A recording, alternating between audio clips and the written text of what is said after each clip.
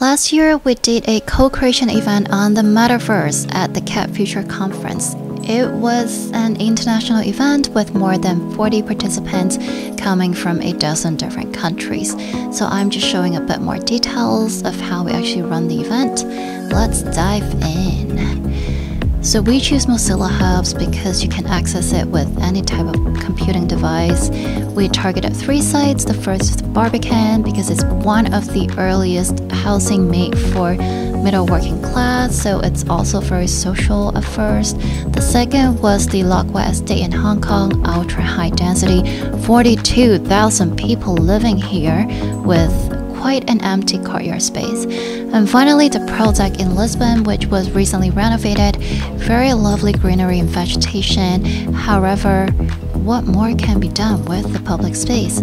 So with these questions in mind, we dive into co-design with our international participants. Now they're thinking really seriously in front of their computers, talking. These are some of the sketches that participant made, which was then transferred into a design mock-up using a kit of parts 3D assets that we made. For instance, one of the participants thought, why aren't we utilizing rooftop space for community building activities? And so they put a stairs that you can walk all the way up to the rooftop, bridging the bridge across the lake, which is kind of a beautiful idea.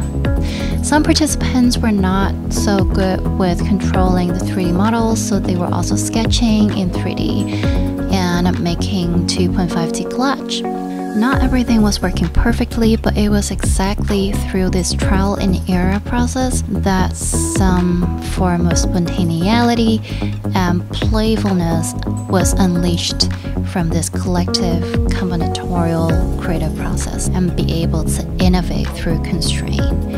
For instance, one of the participants put a stove in the courtyard. The next participant came in and they thought, oh, this is interesting.